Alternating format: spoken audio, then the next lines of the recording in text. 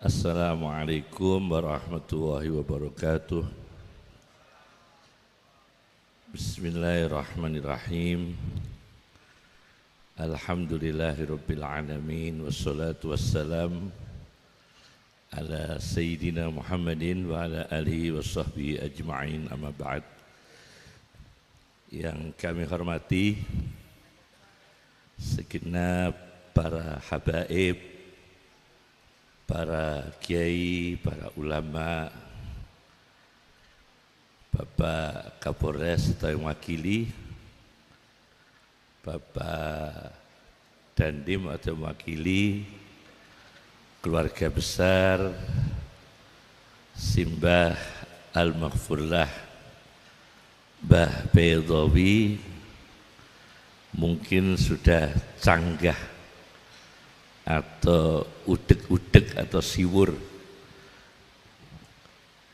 usulihim furu'ihim, segenap para alumni, para kiai, ada Yai Ubab, Yai Najih, Yai Syihabuddin, Yai Sofwan, Yai Najib, dan seluruh yang hadir, keluarga besar Mbah Baidawi yang saya hormati.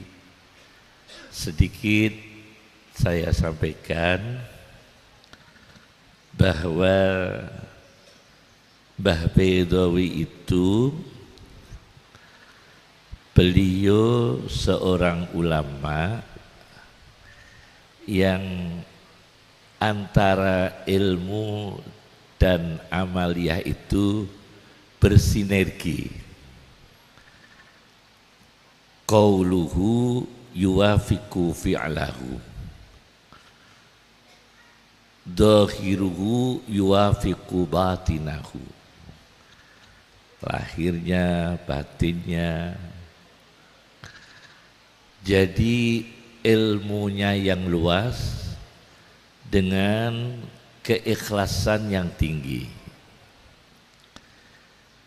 Itu Mbah Baidawi sudah banyak disaksikan oleh para ulama sezamannya.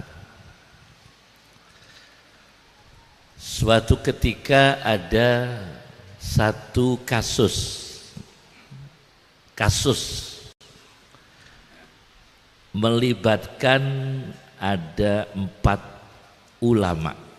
Ada 4 ulama terlibat di dalamnya Mbah Baidawi.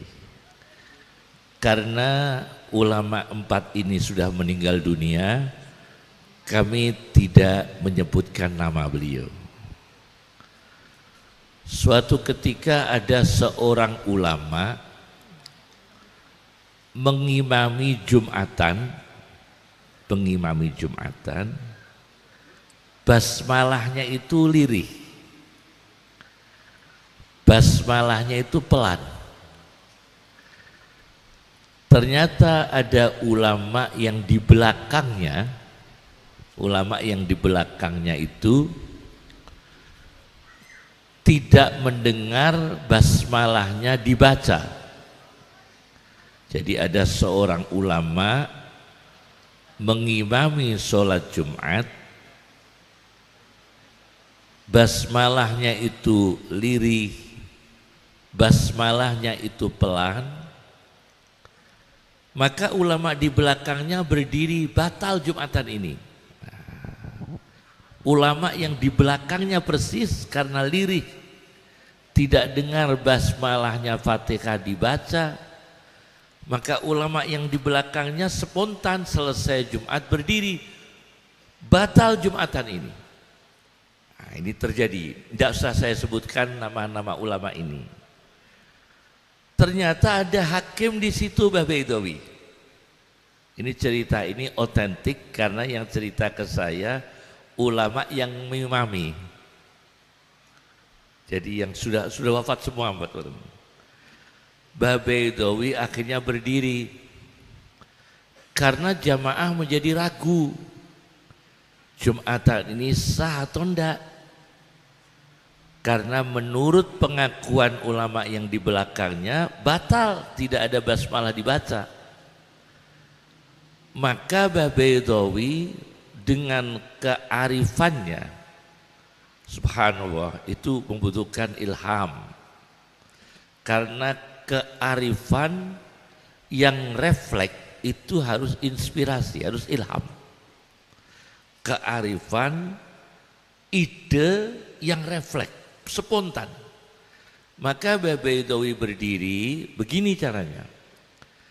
Siapa yang merasa mendengar imamnya sudah baca basmalah, kalau sudah dia mendengar satu sah sudah, kan berarti sudah dibaca basmalah itu.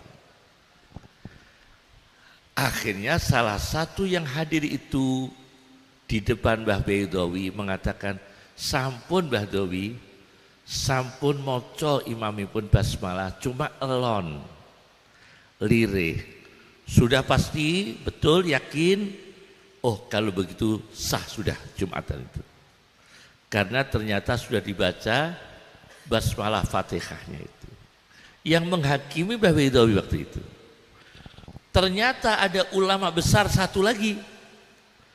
Selesai Jumatan, ulama besar yang satu ini sholat ba'diyah setelah Jumatan, sholat sunnah. Maka pemahaman itu berubah lagi. Oh, ini Mbah Yai meyakini batal Jumatannya, buktinya mengulangi sholat. Ini pernah terjadi. Jadi Mbah Baidowi sudah memutuskan Jumatannya sah, tapi karena ada ulama satu ini sholat sunnah, pemahaman menjadi berubah. Dikira ulama ini mengulangi sholat, i'adatus sholat, meyakini Jumatan itu batal. Itu pernah melibatkan Mbah Baidowi. Nah, ini contoh suatu figur hakimun alim. Kalau Allah hakimun alim, ini ulama yang mendapatkan anugerah dari Allah, hakimun alim, ahli hikmah dan berilmu. Yang kedua, ada alimun khabir, orang berilmu tapi pengalaman. Khabir itu waspada, karena tidak semua orang alim itu pengalaman.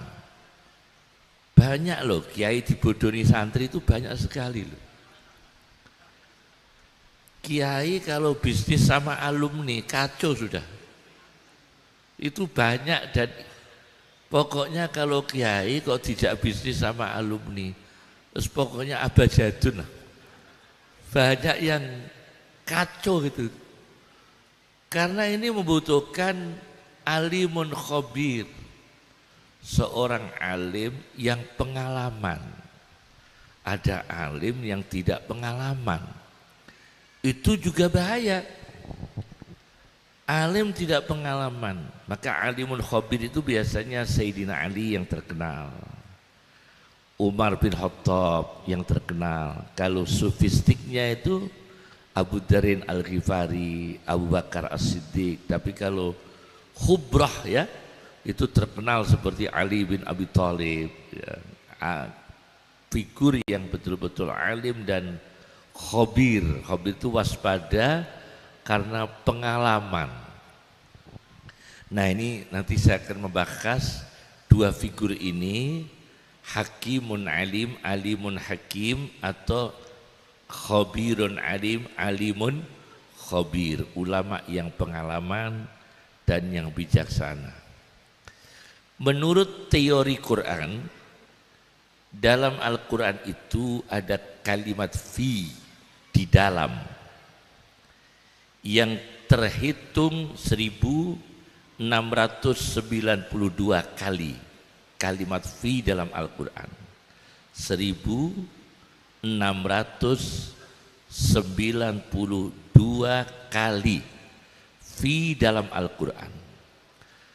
Ternyata fi dalam Al-Quran itu kalau kita langsungkan kepada Allah, fi yang di situ Allah dijelaskan seperti kulla yaumin huwa fi sya'nin, huwa fi sya'nin.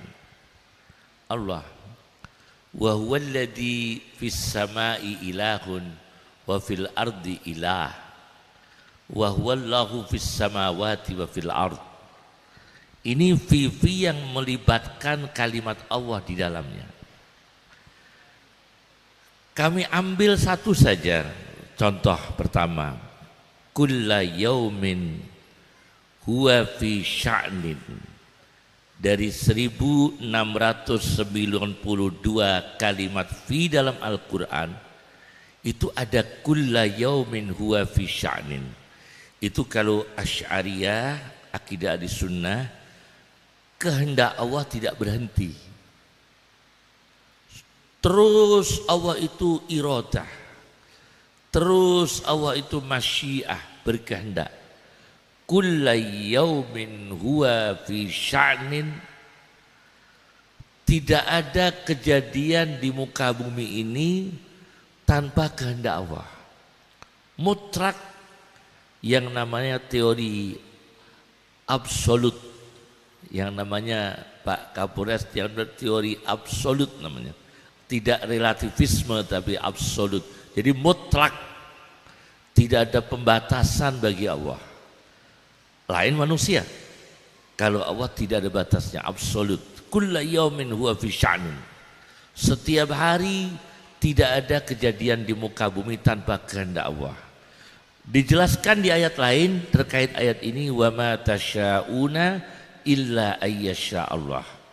Kalian tidak bisa punya ide tanpa dikehendaki Allah. Kalian tidak bisa punya kebijakan tanpa dikehendaki Allah. Nah, ini yang paling urgent tentang apa yang terjadi kemarin, hari ini dan kemudian. Itu kita harus terhubung dengan Allah supaya baik hasilnya. Karena kulla yaumin huwa fi sya'nin. Semua itu tidak lepas dari kehendak Allah. Kami berikan contoh kasus yang melibatkan ulama, ya.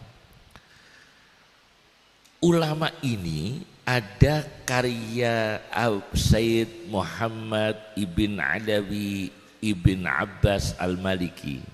Namanya kitab Akhasinul Mahasini, karya Sayyid Muhammad bin Alawi al-Maliki.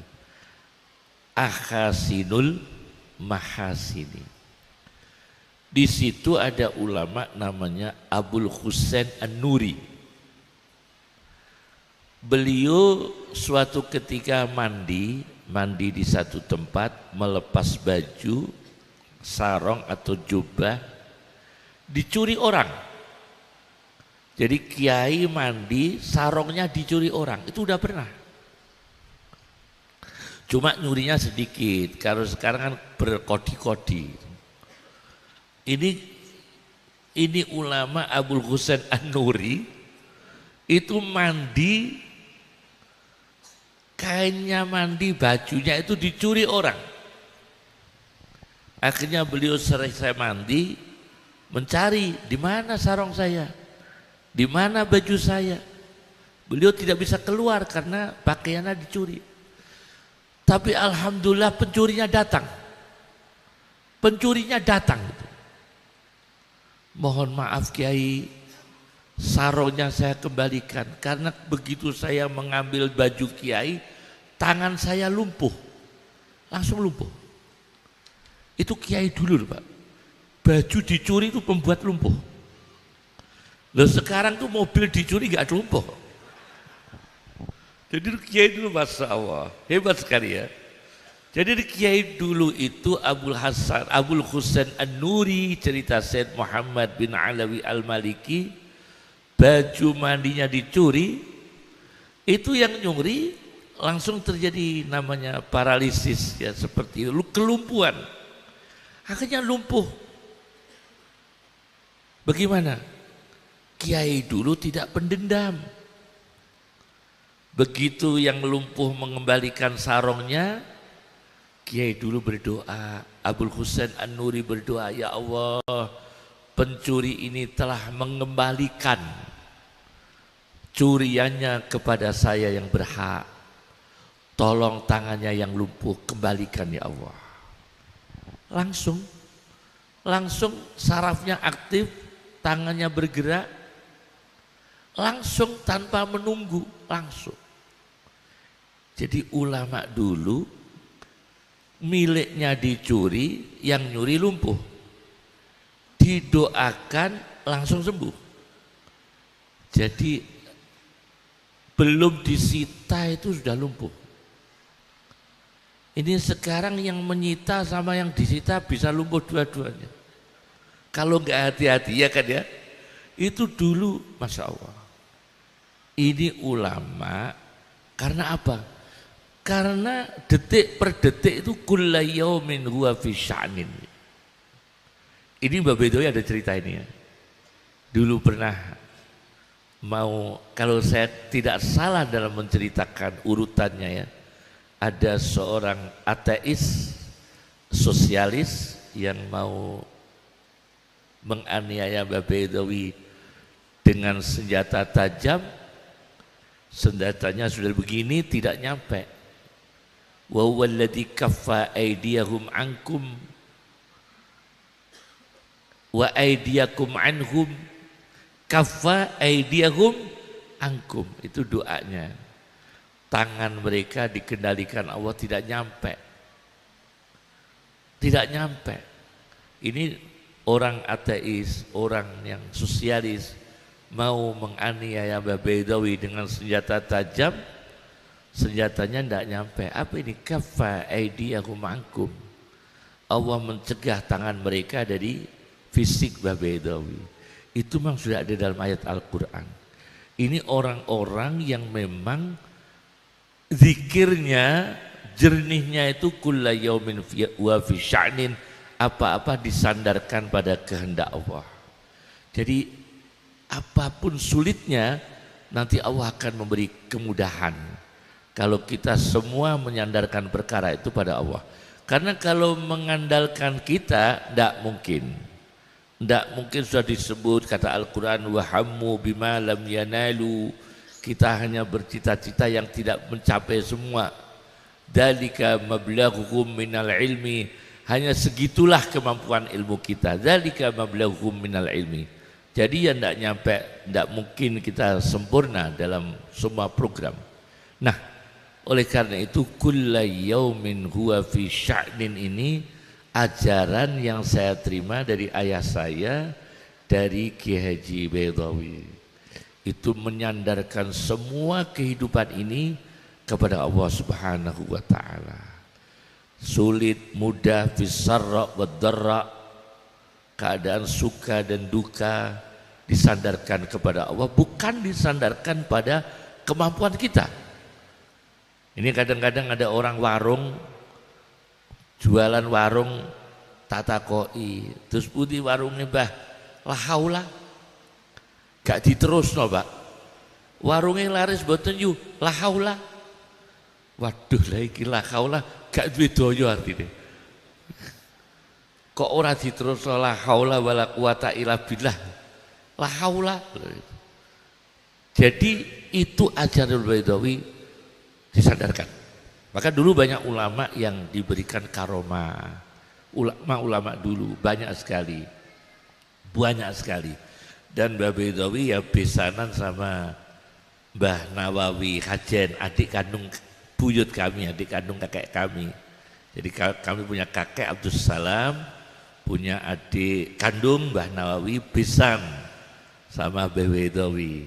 Dari Ibu Nyai yang pertama gitu. Terus Mbah Raudhah ya dengan Mbah Thohir. Jadi itu juga orang yang hakim, juga orang khabir, juga orang sahibul karomah yang menyandarkan semua perkara kepada Allah. Satu. Yang kedua, fi dalam Al-Quran, ta'lamu ma fi nafsi wala a'lamu ma fi nafsik. Nah, itu fi-nya kepada Allah. Engkau tahu apa yang ada dalam diriku, aku tidak tahu apa yang ada dalam zatmu ya Allah. Ta'lamu ma fi nafsi wala a'lamu ma fi nafsik. Ini penting sekali pelajaran Mbah Bedowi. Sebagai orang yang sufi, yang mufakir, yang sufi, yang suluki ya. Mbah Bedowi seorang sufi yang suluki. Dulu Mbah Bedowi mengajar di Masjid Lasem, itu di jendela, abah saya ikut pelajaran tafsir Anwarut Tanzil, tafsir Bedowi. Jadi namanya Mbah Bedowi juga mengajar tafsir Bedowi. Pegangnya apa Mbah Bedowi? Tidak pakai khasiahnya Al-Qunawi yang besar itu ya. Ada khasiah tafsir Bedowi, khasiah Al-Khofaji. Ada khasiah tafsir Bedowi karya Jalaluddin Asyuti. Tidak. Beliau buku pendampingnya cuma satu, Misbahul Munir, Kamus Al-Fayumi. Saya masih ingat karena saya ngaji itu sasaran ayah saya dari Bedowi. Jadi saya ngaji tafsir Bedowi yang dari Mbah Bedowi, dari abah saya. Kowe tak ulang tafsir Bedowi sing sasanku sing ko Bedowi. Jadi pakai sasan ke Bedowi. Jadi saya tahu persis makna-makna itu. Ya belum selesai waktu itu. Nah itu ada kitab pendampingnya Mbah Bedowi itu Al-Misbahul Munir itu. Jadi maka kalau kita mau niru lampahipun Bedowi, kalau mutalaah tafsir Bedowi pakai Al-Misbahul Munir. Bagaimana Bedowi pengarang tafsir itu? Ini ada cerita ini, luar biasa. Habib Zain bin Ibrahim bin Smith Al-Mu'ammar, karena masih hidup gitu ya. Al-Mu'ammar, gurunya Ghazali ya. Nah sebut ngawas gitu.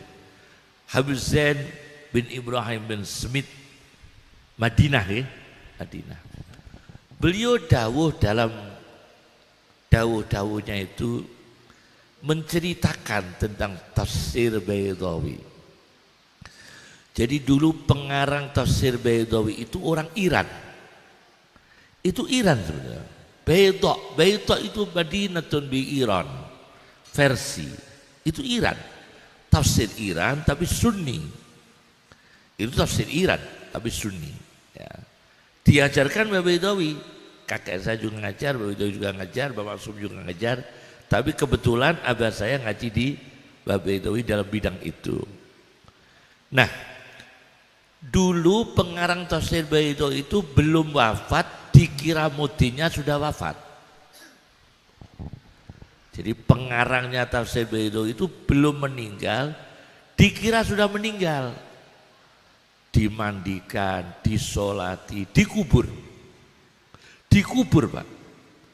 Mudin nek wis kadung ngawur ngoten iki wis bengkok nek ora panganan ngoten iki. Pokoke mudin nek bengkok ora panen sotok ndi pikirane. Aja meneh kok bengkok ana yang BG bingung ora karuan. Ora kadisa iki. Subhanallah. Lah ini dikira Imam Bedowi itu udah wafat, dikubur. Begitu masuk dalam kubur, Imam Bedowi itu sadar, tertatih-tatih dalam kuburnya itu, tidak bisa keluar Pak, udah dikubur. Cuma ada lubang, jadi masih bisa nafas.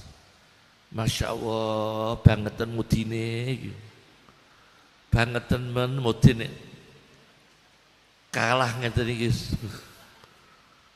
Mudin tidak pensiun misalnya. Akhirnya pun Imam Bedowi itu nadar, ya Allah, jika engkau mengeluarkan saya dari kuburan ini, kami akan menafsirkan tafsir Al-Quran 30 juz. Gitu, nadar. Lu nadarnya ulama dulu Pak, ngarang tafsir, nadarnya itu mengarang sih. Lu nadar kok Koperasi Merah Putih. Ya Allah, kalau saya sukses akan ikut Koperasi Merah Putih. Nadarnya ulama dulu itu. Ya Allah, jika saya keluar dari kubur, maka saya akan mengarang tafsir Al-Quran lengkap 30 juz ya Allah, dengan izinmu ya Allah. Tidak lama kemudian ada pencuri kubur datang. pencuri. Niatnya nyuri kafan. Nyuri kafan. Ini yang cerita Habib Zain bin Smith. Niatnya mencuri kafan. Bukan panitia nadir kubur. Kalau nadir kubur itu kan bukan mencuri kubur, mengembangkan pembangunan kubur. Beda. Lah ini akhirnya pencuri ini bongkar kubur.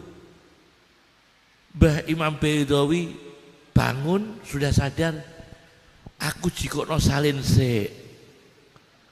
Pencurinya begitu mau ngambil kafan, ojo kesusu aku jikono salin se. Langsung pencurinya itu pingsan, Bib. Pingsan. Husya aleh. Pingsan, Pak. Begitu pingsan sadar, akhirnya mengambilkan ganti pakaian.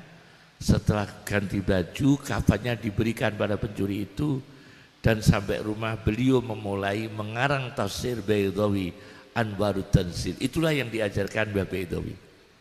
Itu yang diajarkan Mbah Baidawi. Jadi itu kitabnya itu udah karomah. Kitabnya saja udah karomah. Ini orang yang Allah engkau tahu apa dalam diriku, aku tidak tahu apa yang di dalam zatmu. Yakni nanti ini akan terjadi apa, ya kita hanya mampu begitu. Ta'lamu ma fi nafsi wa la a'lamu ma fi nafsik. Kita enggak mampu, ya enggak mampu. Ta'lamu ma fi nafsi wa la a'lamu ma fi nafsik. Itu kemampuan yang hanya kita mampu, yaitu menyandarkan dan menyerahkan segala sesuatu kepada Allah. Nah, dalam pengembangan ini ulama yang disampaikan ajaran Mbah Baidawi kepada kita, kata ayah saya ini luar biasa ya. Mbah Baidawi mengajarkan kepada umat adalah memuji orang dan tidak ghibah. Itu sulit tuh, tidak semua bisa. Mengajarkan menghindari ghibah. Loh, ghibah itu Rhoma Irama saja sampai punya lagu loh, lagu ghibah. Rhoma Irama itu sampai menyanyi lagu ghibah. Ternyata memang saya baca dalam kitab Tambihul Mukhtarin karya Abdul Wahab Asy-Sya'rani, penyakit ghibah itu bukan orang awam. Mohon maaf, bukan berarti saya tidak pernah ya. Termasuk saya, termasuk mungkin yang lain. Penyakit ghibah itu justru orang ahli ilmu agama. Itu dalam kitab Tambihul Mukhtarin. Di situ ada keterangan al-ghibah faqihatul qurra. Penyakit menggunjing itu hobinya orang ahli Quran. Aneh kan itu? Al-ghibah faqihatul qurra. Hobinya, buah kesukaan orang-orang hafal Quran itu kalau tidak hati-hati, tidak mendapatkan hidayah dari Allah, akan mudah keluar, terlanjur menggibah sana, menggibah sini. Kalau orang awam itu enggak. Masuk masjid dan disuruh ngimami tetap ikhlas orang awam. Tapi kalau ustadz gak kon khotbah, pindah masjid. Lu lain. Kalau orang awam masuk masjid gak kon ngimami ora apa-apa, ora sido jamaah ora apa-apa jare wong awam. Wong awam kadang luwih nemen gak iso Jumatan ora apa-apa ki ambek wong awam. Ya itu parah itu. Tapi nggak ada pikiran kepingin ngimami, nggak ada kepikiran kepingin khutbah, nggak ada kepikiran kepingin mimpin, nggak ada. Kata mereka itu pokoknya yang Yai, meskipun saya nggak sedekah tapi ikhlas kok Yai. Loh, nggak sedekah kok ikhlas. Meskipun nggak puasa tapi niat saya ikhlas, nggak poso ikhlas. Pokoknya ngawur lah. Tapi kalau kita ini orang ahli agama, orang dicucuk wong kadang gelo loh Pak. Subhanallah. Itu gelo kata. Adalah dia. Sekarang ini sejak ada media Pak ya. Wong jaluk donga ning kiai itu minta serono, itu kan di HP Pak. Kula teng dalan niku dibal-bal. Nyuwun sewu Yai, keluarga kula wonten sing sakit, nyuwun donga Yai. Niki toya mun kula siapaken kok Yai. Dadi donganane lewat HP. Gimana? Enak, gak nggo gawan kabeh akhire. Lah ini iki nek kiai dongane lewat HP kabeh ya ora ono sing nggo gawan Ini model baru Pak. Njaluk donga sowan adoh-adoh Cirebon sowan kok adoh biayane akeh. Telepon siapno banyu ning ngarepe HP dongane. Iki nek gak nggo gawan dongane mandek Pekalongan. Jadi memang repot. Nah, subhanallah. Jadi itu ulama Baidawi mengajarkan lisana sidqin. Kan Al-Quran ada qadama sidqin, telapak kaki yang jujur. Mukhraja sidqin, tempat keluar yang jujur. Mudkhala sidqin, tempat masuk yang jujur. Ada lisana sidqin, lisan yang jujur. Nah itu ada dalam sosok-sosok ulama besar seperti Baidawi. Qadama sidqin, mukhraja sidqin, mudkhala sidqin, lisana sidqin. Itu kan namanya maqamat dalam terminologi tasawuf, namanya maqamat, namanya ahwal ya. Itu istilah-istilah tasawuf. Nah di situ ada ulama, mohon maaf, namanya Abu Zur'ah Ar-Razi. Itu ulama ahli hadis yang top luar biasa, sunni. Abu Zur'ah Ar-Razi itu sakit. Beliau sedang sakit, ulama salih, ulama besar yang sedang udur fisik. Lalu ditengok oleh ulama namanya Abi Hatim.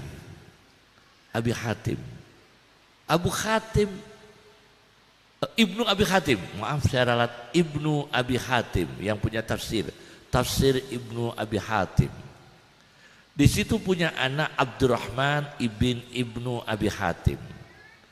Ibnu Abi Hatim menengok Abu Zur'ah yang sakit. Kenapa penjenengan kok gerah Yai?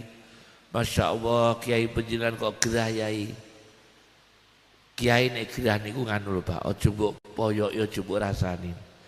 Kiai nek lara iku insyaallah kafarat, derajate munggah. Aja kaya wong sing ngomong kalih kula. Kenapa Gus Kiai kok gampang lara? Dijawab Ki Mbak Bim. Sebab nek mangan enak ora tawa-tawa. Lah ngono iku piye? Lah ngoten niku lak angger mengo ae ngomong.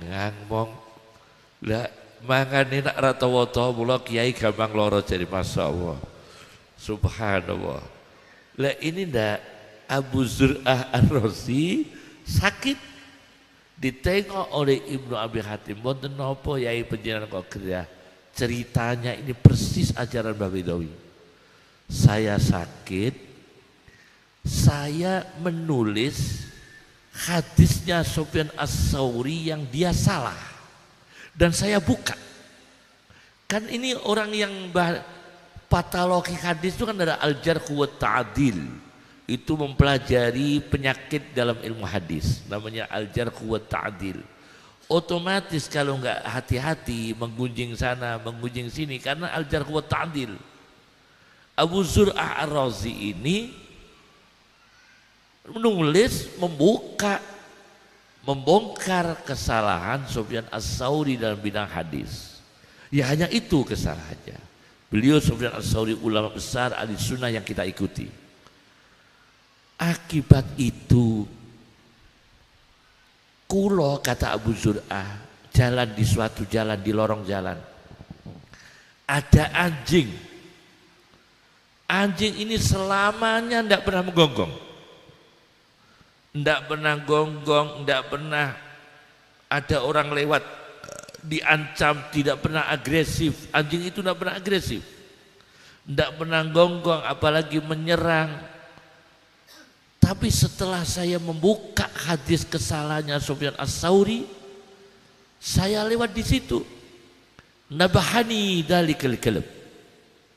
Aku dijuguki karo anjing itu. Akhirnya saya sakit, kaget. Nah ini, lagi buka kesalahan ulama secara ilmiah. Ini secara ilmiah. Yaitu kesalahan Sufyan Ats-Tsauri, khota'u Sufyan Ats-Tsauri fil hadis. Dibuka oleh Abu Zur'ah Ar-Razi. Ini Abu Zur'ah Ar-Razi berakibat ning dalan dijuguki anjing, kaget sampai gerah. Itu dengan ikhlas loh. Apalagi kita membuka kesalahan ulama dengan dasar memang kita sentimen atau dasar kebencian, kecuali kita membuka dalam bidang yang merusak akidah, itu memang wajib. Ada ulama salah dalam bidang akidah, kita harus menyampaikan secara ilmiah, wajib. Itu menjadi keharusan bagi orang-orang berilmu tanpa mengurangi rasa hormat kepada ulama itu. Tapi tetap kalau aib pribadi tidak boleh. Hanya apa yang terkait dengan agama, itu dalam wilayah ghairah diniyah, kecemburuan agama itu boleh, ghairah diniyah. Tapi kalau pribadi tidak boleh. Akibatnya meriang awakku meriang. Goro-goro nulis hadis, buka kesalahannya Sufyan Ats-Tsauri, dijuguki anjing, awakku meriang. Masya Allah.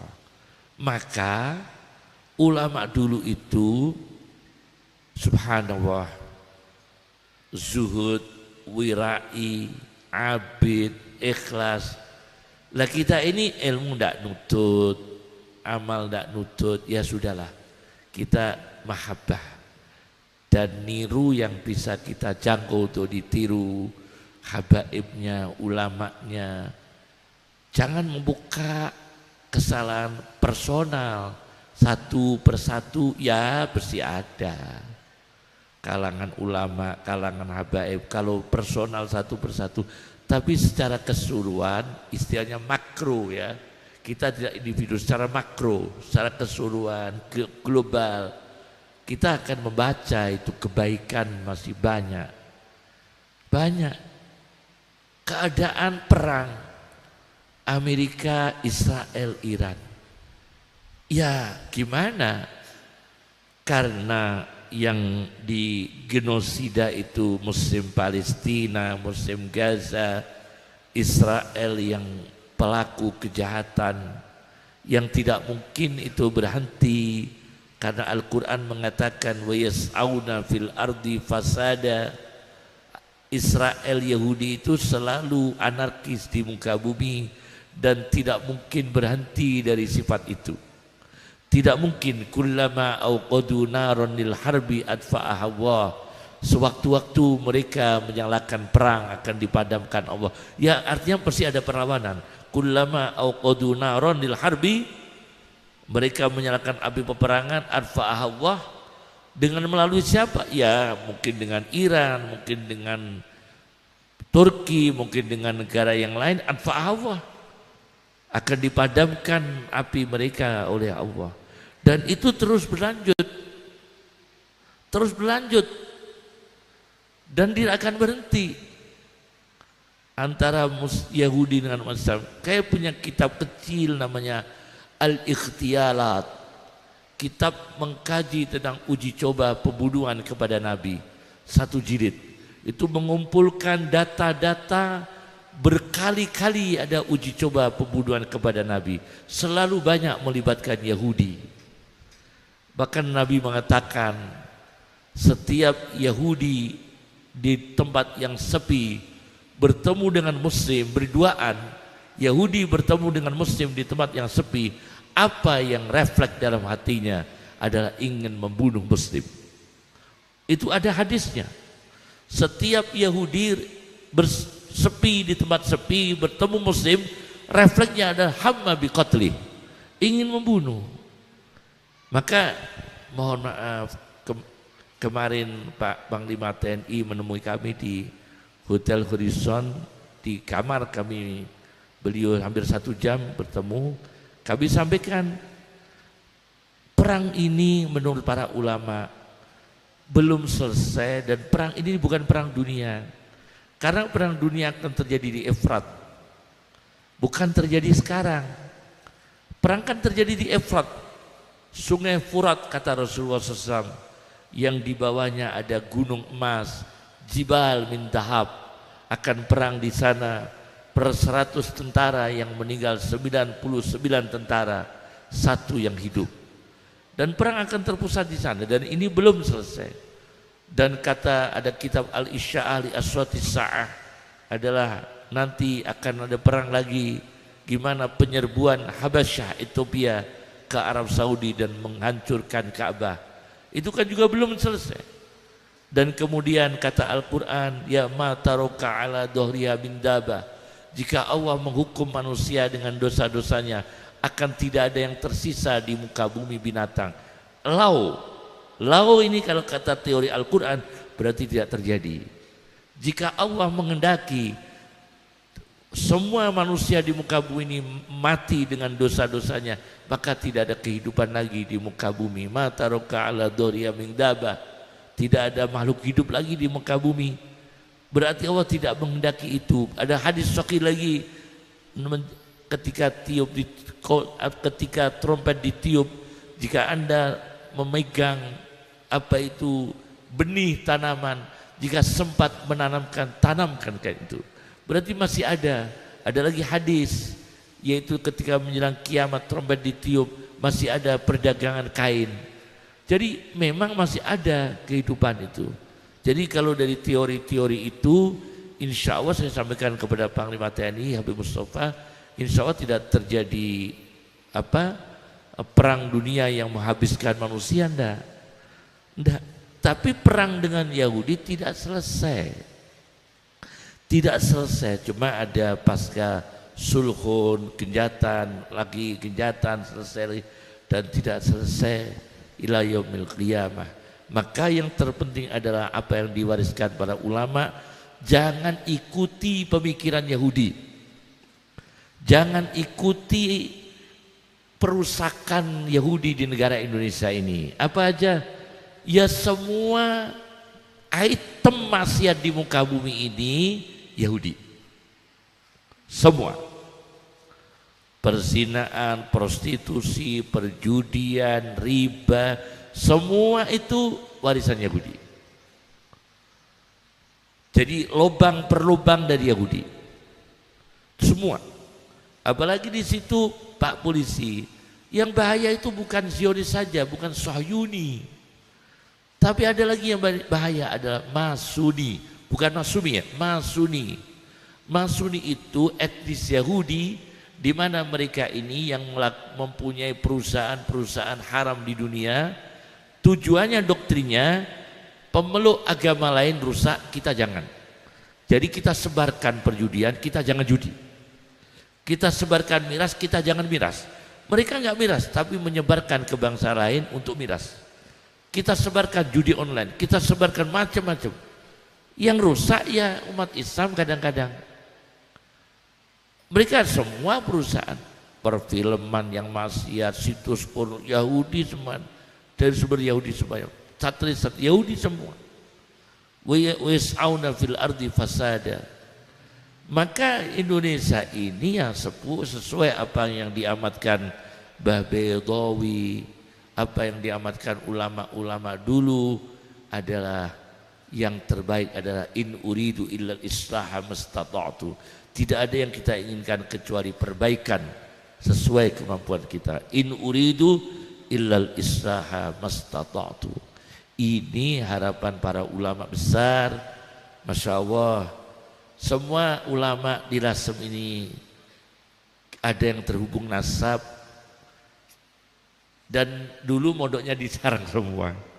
Kakek saya, Mbah Khalil, Mbah Maksum, insya Allah kok pernah sebentar atau lama atau sebentar pernah di Sarang di Mbah Umar Harun, dan ada lagi gurunya Mbah Daidowi, mungkin jarang disebut, Mbah Idris Jamsaren, Solo.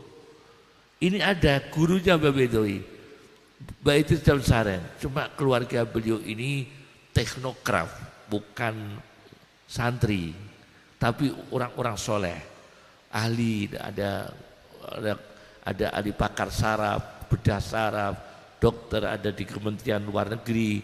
Keluarga Mbak Idris Damsaren itu orang-orang hebat di pengetahuan umum, ada di Kemenlu, ada yang ahli bedah saraf. Ya, itu keluarganya Mbak Idris Damsaren. Itu gurunya Mbak Baidowi. Itu orang gurunya ya, gurunya Mbak Baidowi. Termasuk orang hebat di Solo itu. Luar biasa, luar biasa. Itu sebelum Kiai Lasem. Dari Juni belum ada di Lasem Kiai baca kitab banyak-banyak, lebih awal Solo. Nah, Solo kota ya orangnya, Masya Allah. Kalau saya pernah dapat cerita dari mertuanya Yai Ubab Baghafur, itu pernah di Solo ada teman akrabnya Pak Hamim kepala desa Soditan. Itu akrabnya sama adiknya ayah saya Abdul Rosid, kemudian Baghafur, mertuanya Yai Ubab, kemudian Pak Hamim kepala desa Soditan. Itu di Solo semua, itu. Jadi Solo itu udah banyak percaturan ilmu di sana, subhanallah ya. Jadi itulah yang saya sampaikan dari Mbah Baidowi. Itu kita niru apa yang bisa kita tiru ya niru jamaahnya, Wong kita ini sekarang ini ya sholat jamaah aja wis apik lho Pak. Ustad wis kadang ngopeni MBQ ra kok berjamaah. Wis ra kok berjamaah, apa meneh kok kakean rapat wis blas ra tau jamaah. Wis kakean rapat yayasan barang wis ra tau jamaah, subhanallah. Jadi kita ini pokoknya jamaah iso tahlil sakit maca napa pokoknya yang jelas yang saya pahami Pak Polisi, tidak sampai perang dunia, tidak sampai perang nuklir. Yang saya pahami dari tek-tek agama, tidak sampai dari tek-tek agama, tidak sampai. Yang saya sampaikan kepada Panglima TNI, tidak sampai kalau perang itu, tidak sampai. Ya misalnya ada itu ya tidak sampai, tidak sampai manusia kan. Kalau menurut informasi dalam ilmu apa itu perjataan, itu dari